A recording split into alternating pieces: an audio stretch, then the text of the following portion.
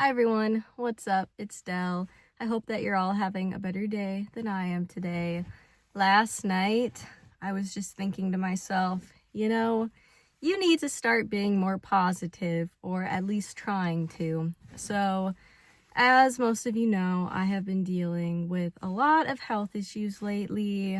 I was diagnosed with EDS, POTS, and a bunch of other things, and lately, I have been watching a lot of negative content about my chronic illnesses, and the negative content that people make, it is so valid. Like, we all have the right to feel frustrated, and when you're sick like this, it's okay not to be positive all the time.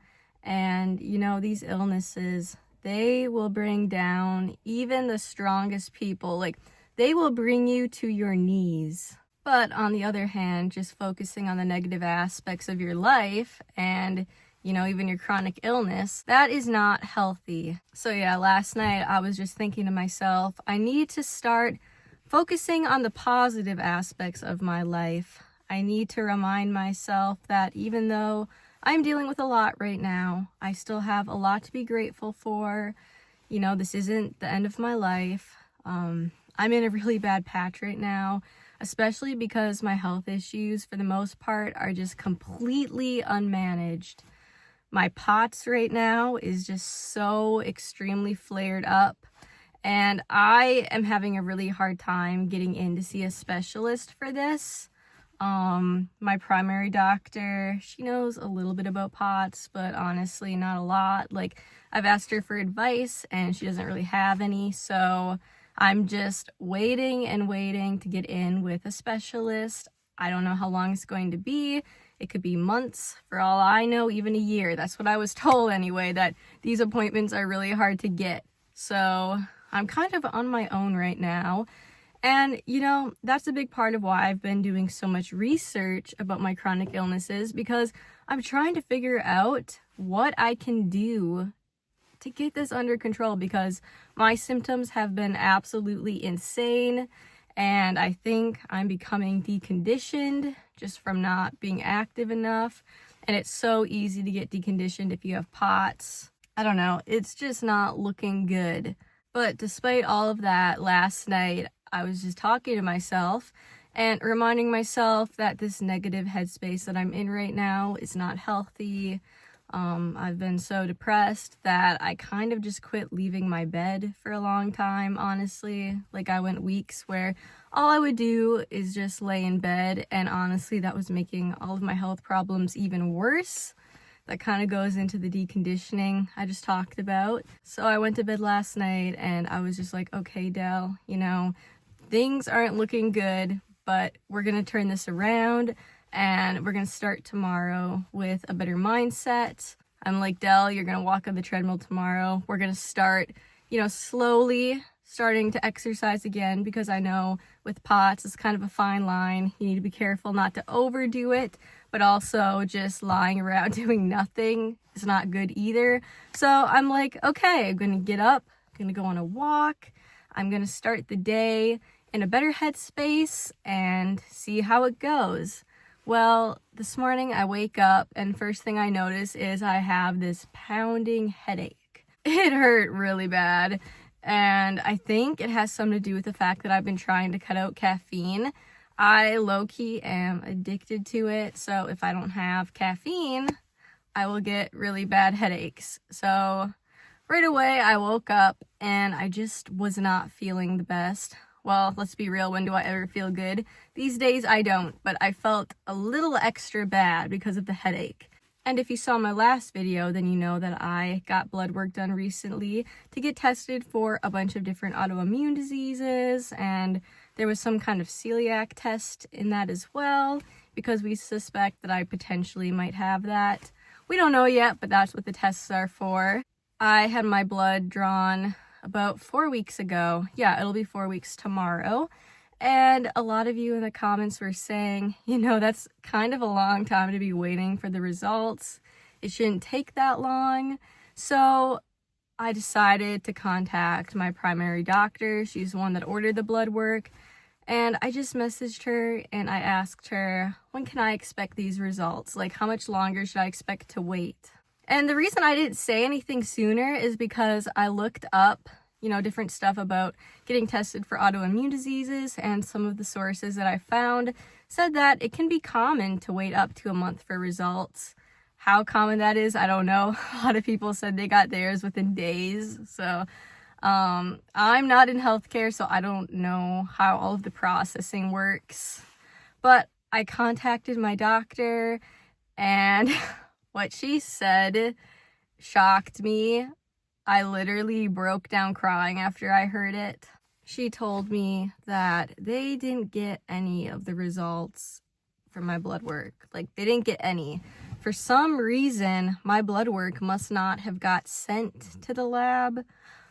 I truly don't know. She just said they didn't get it. So now we have to go ahead and do it all over again. And that was really upsetting to me because I've been anxiously waiting, for practically a month now about what results I was going to get. I was checking multiple times a day on the portal for the clinic to see if my results were coming in multiple times a day.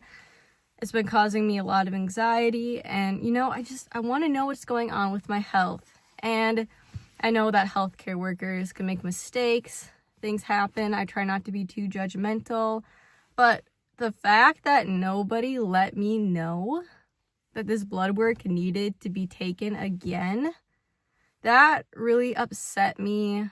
And it seems impossible to make any progress with my health because getting help has been so hard. Now that we know that I have EDS, I am being taken a little more seriously by doctors, but for a long time, I was not being taken seriously.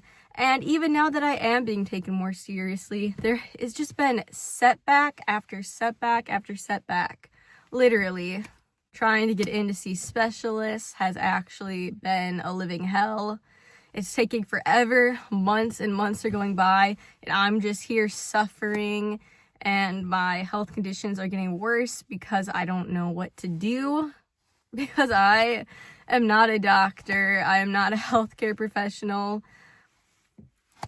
All I've really been able to do so far is just go online and find other people who have the same conditions that I do and try to figure out on my own what I should be doing. But I'm going to be honest, that hasn't been going very well. I think I need to be medicated, and, I don't got anybody to give me any prescriptions to anything. I don't even know what kind of medication I should be taking. And it is really upsetting. And, I wanted to start the day off so positively, and then, waking up with a bad headache. It sucked. I could have moved past that though, but finding out I've been waiting for a month for results that were never gonna come. And I was told I need to get it done again. I don't want to do it again. I mean, I'm going back tomorrow to get my blood drawn again. But I don't want to. Like, I am just so frustrated.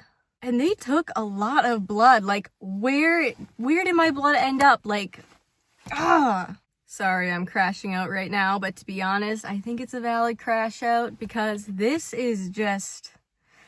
My experience with trying to get help has been unreal.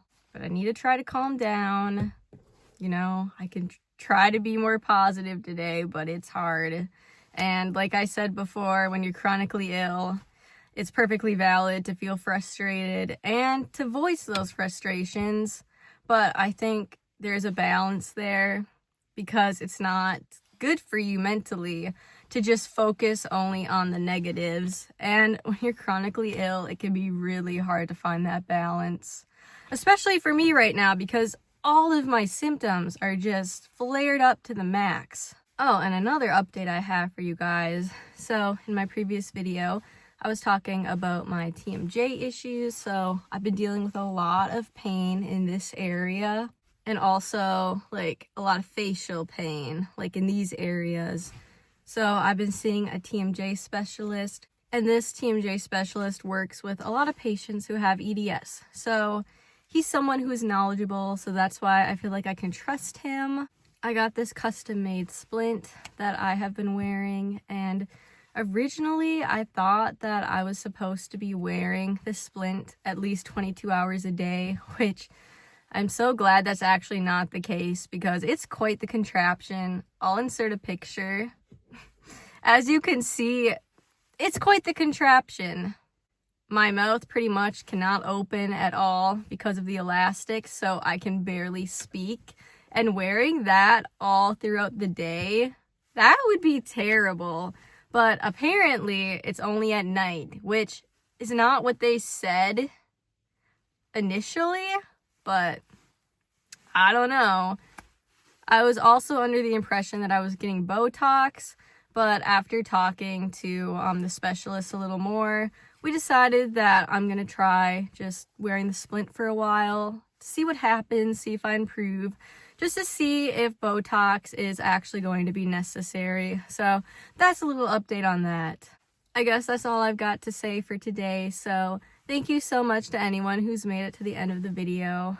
Thank you so much to everyone who's left such kind words to me on my previous video, or any of my videos, honestly. You guys are so amazing, and it really means a lot to me that you think about me, and you show that you care about me, and it truly means the world, so thank you.